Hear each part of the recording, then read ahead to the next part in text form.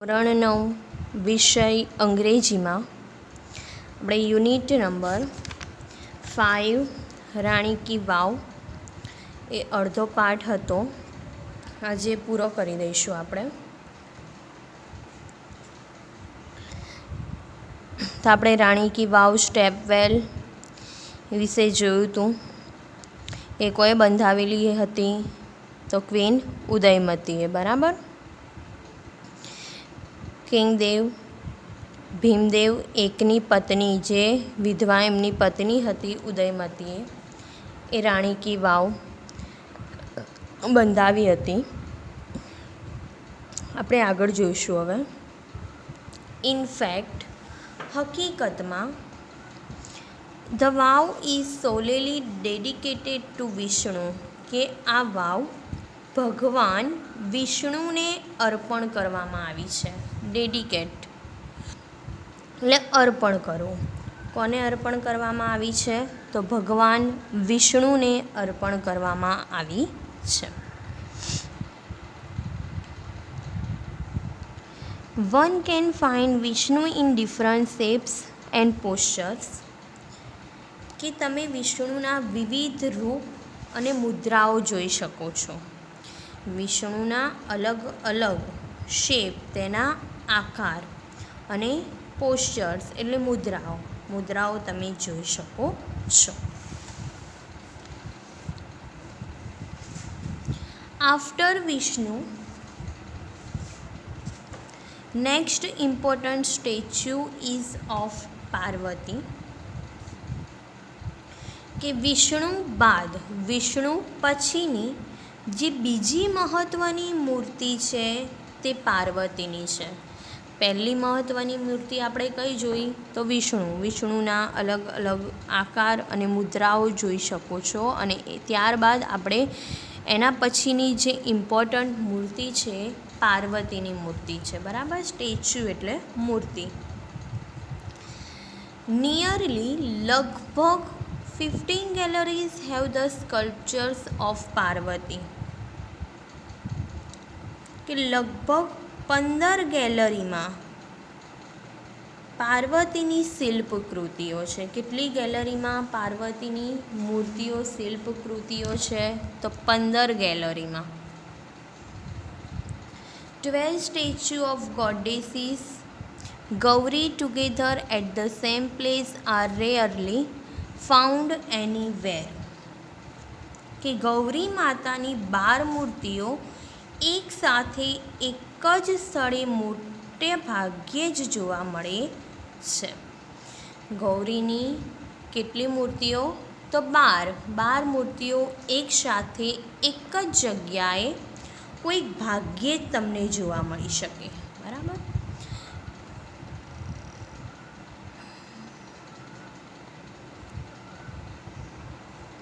The sun temple of Modhera has it, જે મોઢેરાના સૂર્ય મંદિરમાં પણ જોવા મળે છે. આ મૂર્તિઓ એક સાથે બીજે ક્યાં જોવા મળે છે? સન ટેમ્પલ ઓફ મોઢેરા, મોઢેરાના સૂર્ય મંદિરમાં. This vav has also all the 12 statue of Gauri, namely, આ વાવમાં ગૌરીની બધી જ 12 મૂર્તિઓ છે. એ 12 મૂર્તિઓના નામ આપેલા છે, જુઓ તમને. પહેલું છે ઉમા, પાર્વતી, ગૌરી, લલિતા, શ્રેયા, કૃષ્ણા, મહેશ્વરી, રાંભા, સાવિત્રી, ત્રિશંદા, તોતલ અને ત્રિપુરા. આ ગૌરીની 12 મૂર્તિઓના નામ છે સલંગ. બરાબર. કયા નામ છે એના? ગૌરીના નામ શું છે એની મૂર્તિઓના નામ? તો ઉમા, પાર્વતી, ગૌરી, લલિતા, શ્રેયા, કૃષ્ણા, મહેશ્વરી, રાંભા, સાવિત્રી, ત્રિશંદા, તોતલ અને ત્રિપુરા. બિસાઇડ્સ, આ ઉપરાંત, there are money statues of gods and goddesses, આ ઉપરાંત બીજી કઈ? સચ અ ગણેશ, અગ્નિ, વાયુ, શ્રેયા, ભૈરવ, ચામુંડા, બ્રહ્મા, ઇન્દ્રા, ઇન્દ્રાણી, વૈષ્ણવી, વરાહી, મહાલક્ષ્મી, કુબેર એક્સેટ્રા. કે આ ઉપરાંત ગણેશ છે, અગ્નિ છે, વાયુ છે, સૂર્ય છે, ભૈરવ છે, ચામુંડા, બ્રહ્મા, ઇન્દ્રા, ઇન્દ્રાણી, વૈષ્ણવી, વરાહી, મહાલક્ષ્મી એન્ડ કુબેર વગેરે પણ દેવી દેવતાઓની અનેક મૂર્તિઓ છે. આપણે પહેલે 12 મૂર્તિઓ જોઈ. 12 મૂર્તિઓના નામ જોયા. એ શેના હતા? તો ગૌરી માતાની મૂર્તિના નામ હતા. એ ઉપરાંત બીજા આપણે નામ જોયા એ અનેક દેવી દેવતાની મૂર્તિઓના નામ હતા. તમને ચિત્રમાં પણ દેખાશે મૂર્તિઓ શિલ્પકૃતિઓ છે. પછીનો paragraph. There are also some of the rare sculptures of gods. કે દેવીઓની કેટલીક વિરલ શિલ્પકૃતિઓ પણ અહીંયા આપેલી છે. બરાબર, કેટલાક દેવીઓની અહીંયા વિરલ શિલ્પકૃતિઓ પણ છે. Here one can find the statue of Lord Buddha with 4 hands, the statue of Ram with sword and shield, the statue of sun in form of Tapasvi, the statue of Shiva with bats in hand, and the statue of Parshuram with soft and gentle expression, rather having hard and stern look, etc. કે અહીં તમને ભગવાનની lord બુધ with 4 hands, ભગવાન બુદ્ધની ચતુર્ભુજ મૂર્તિ, 4 હાથની મૂર્તિ દેખાશે. The statue of Ram with sword and shield, અહીં તલવાર, સ્વોર્ડ એટલે તલવાર, શિલ્ડ એટલે ઢાલ. તલવાર અને ઢાલ સાથે તમને અહીંયા રામની મૂર્તિ પણ જોવા મળશે. The statue of sun in form of tapasvi, અહીં તપસ્વીના રૂપમાં સૂર્યની મૂર્તિ પણ તમને જોવા મળશે. The statue of Shiva with beard beads in his hand, હાથમાં પારાઓ સાથે શિવની મૂર્તિ પણ અહીંયા તમને જોવા. બીડ્સ એટલે પારાઓ. બરાબર, હાથમાં પારાઓ સાથે અહીંયા તમને શિવની મૂર્તિ પણ જોવા મળશે. The statue of Parshuram with soft and gentle expression, rather having hard and stern look et cetera, અહીં કઠોર મુખ મુદ્રાને બદલે સૌમ્ય અને શાંત મુખ મુદ્રા સાથે પરશુરામની મૂર્તિ વગેરે પણ જોવા મળે છે. બરાબર, અહીંયા મૂર્તિઓની તે શેના સાથે મૂર્તિઓ જોવા મળે છે તેની વિશેષતાઓ બતાવી છે. તો ભગવાન બુદ્ધની 4 હાથની મૂર્તિ ચતુર્ભુજ મૂર્તિ કહેવાય. તલવાર અને ઢાલ સાથે રામની મૂર્તિ, તપસ્વીના રૂપમાં સૂર્યની મૂર્તિ, હાથમાં પારાઓ સાથે શિવની મૂર્તિ અને કઠોર મુખ મુદ્રાને બદલે સૌમ્ય અને શાંત મુખ મુદ્રા સાથે પરશુરામની મૂર્તિ વગેરે જોવા મળે છે.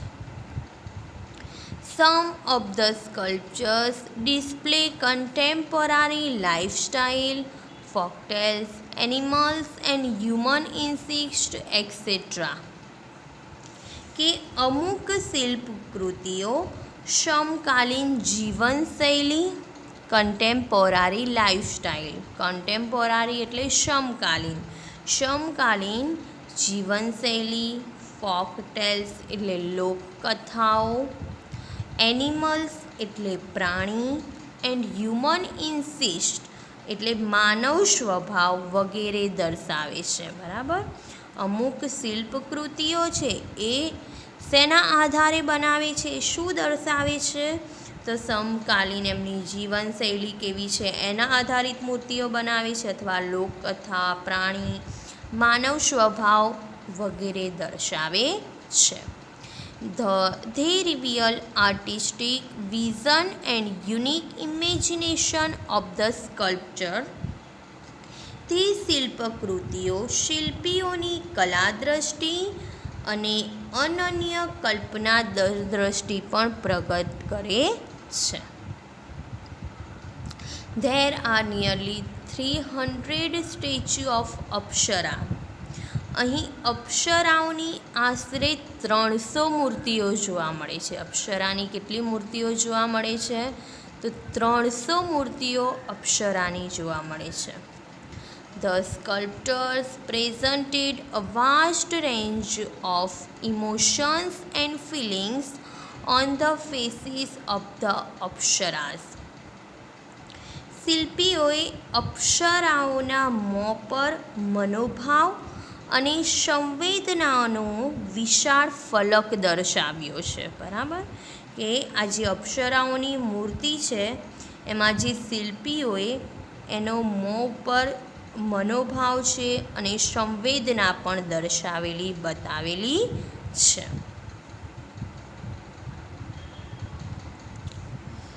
They displays variety of different moods and situations. તે મૂર્તિઓ, આ અપ્સરાની મૂર્તિઓ છે એ જુદા જુદા મૂડ્સ એટલે મિજાજ અને પરિસ્થિતિઓની વિવિધતા પણ દર્શાવે છે. સિચ્યુએશન એટલે પરિસ્થિતિ, ત્યાં પરિસ્થિતિઓની વિવિધતા પણ દર્શાવે છે. તો હવે પહેલાં એટલે સુધીના જે 2 પેરેગ્રાફ થયા એના મિનિંગ પહેલાં લખાઈ દઉં. તો તમારે ચોપડો કાઢવાનો છે, એના મિનિંગ લખી લઈએ આપણે.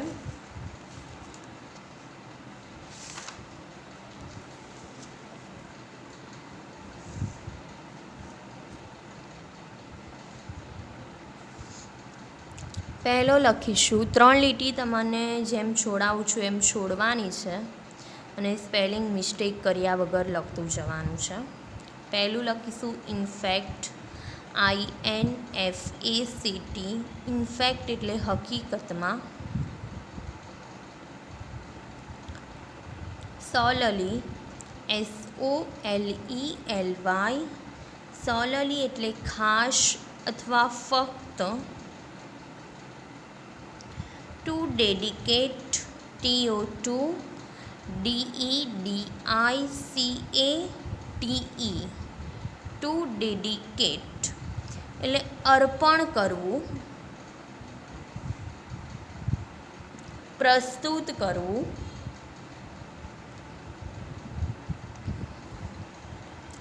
Different, DIFFERENT. ડિફરન્ટ એટલે અલગ અથવા જુદું. Shape, SHAPE. શેપ એટલે આકાર અથવા રૂપ.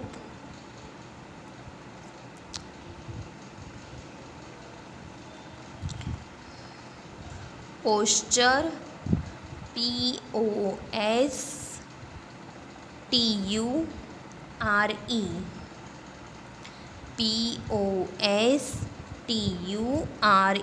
પોસ્ચર એટલે મુદ્રા.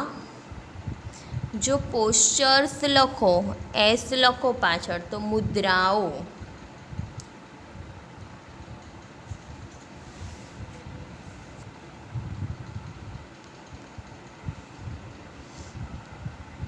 આફ્ટર એટલે પછી, AFTER. આફ્ટર એટલે પછી.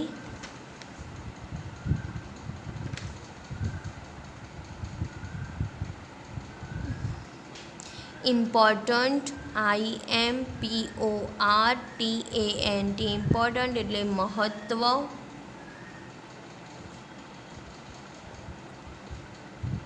Statue, STATUE. સ્ટેચ્યુ એટલે મૂર્તિ.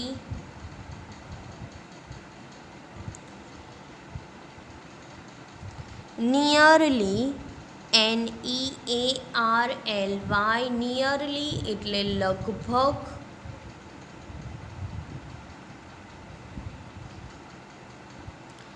Gallery, GALL. GALLERY.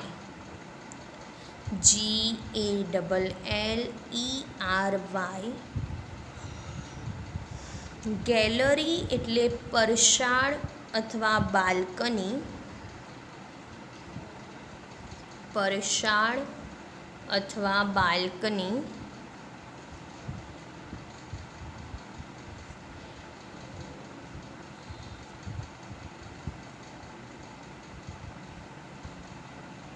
રેયરલી RARELY.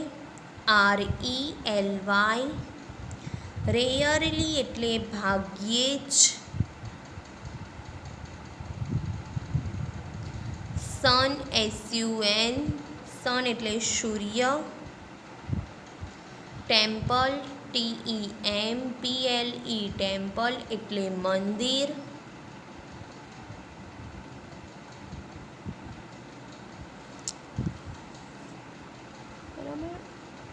તો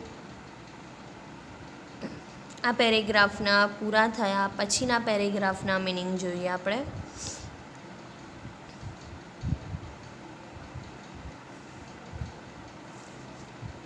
ફોરહેન્ડ FOURHAND.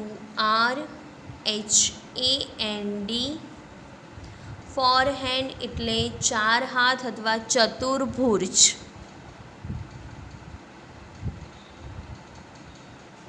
શોર્ડ SWORD. શોર્ડ એટલે તલવાર.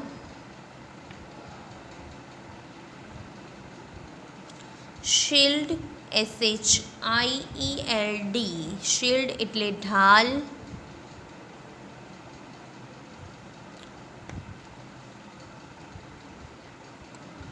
Form FORM. ફોર્મ એટલે રૂપ. બીડ BEAD. બીડ એટલે માળાનો મણકો અથવા પારો.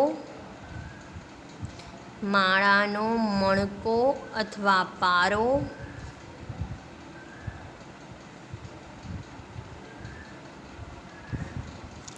Gentle GENTLE. જેન્ટલ એટલે સૌમ્ય.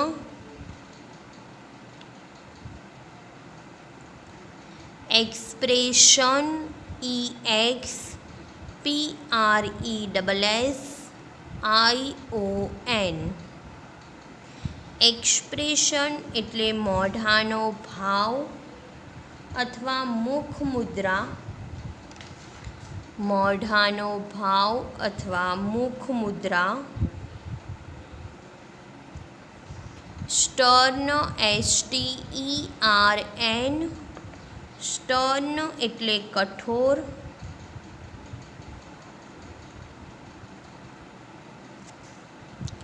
કન્ટેમ્પરરી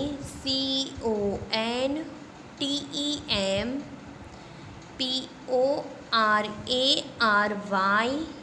ફરીથી બોલું છું CONTEMPORARY. કન્ટેમ્પરરી એટલે સમકાલીન. સમકાલીન.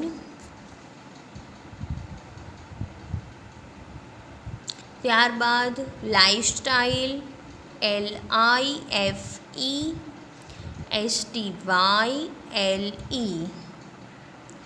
લાઇફસ્ટાઇલ એટલે જીવનશૈલી. જીવનશૈલી.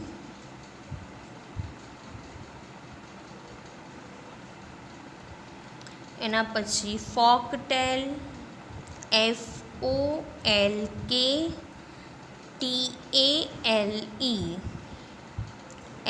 FOLKTALE. ફોકટેલ એટલે લોકકથા અથવા લોકવાર્તા. Animal ANIMAL. એનિમલ એટલે પ્રાણી.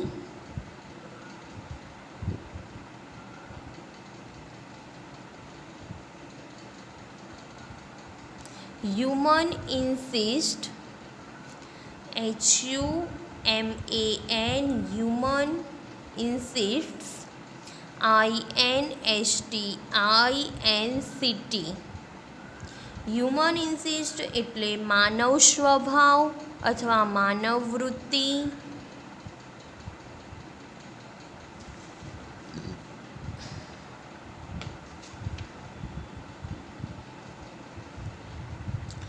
રિવીલ, REVEAL, રિવીલ એટલે બતાવવું અથવા પ્રગટ કરવું.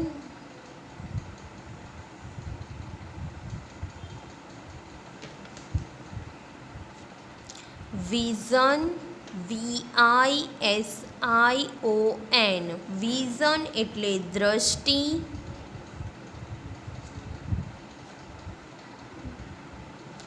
Unique, UNIQUE,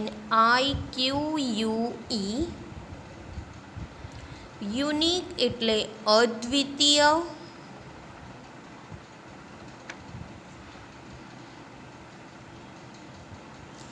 imagination, IMAGINATION, imagination એટલે કલ્પના શક્તિ અથવા સર્જન શક્તિ. સ્કલ્પ્ટર, SCULPTOR, સ્કલ્પ્ટર એટલે શિલ્પી. શિલ્પી, S લખો તો શિલ્પીઓ.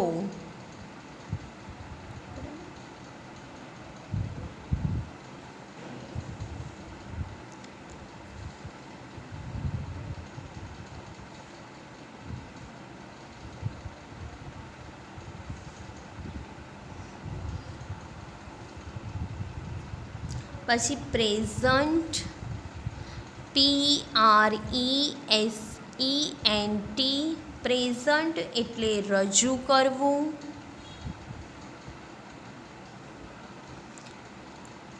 વાસ્ટ, VAST, વાસ્ટ એટલે વિશાળ.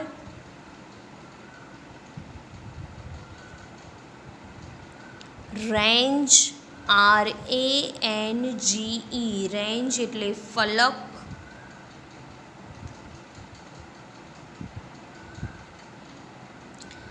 ઇમોશન, EMOTION, ઇમોશન એટલે મનોભાવ.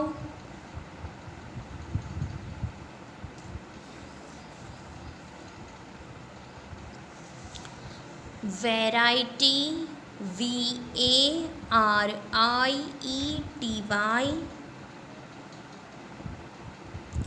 વેરાઇટી એટલે વિવિધતા.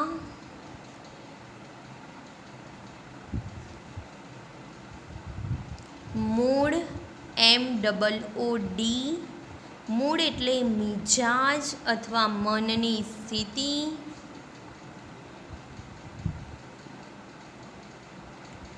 સિચ્યુએશન, SITUATION, સિચ્યુએશન એટલે પરિસ્થિતિ અથવા હાલાત.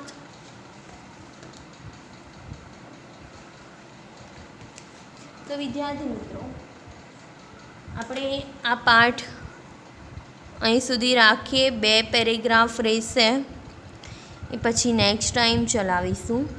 તો મેં આના જે મિનિંગ લખાવ્યા એ થોડા હાર્ડ છે, એના ઉચ્ચારને તો તમારે હોમ લર્નિંગમાં એ યાદ કરવાના છે.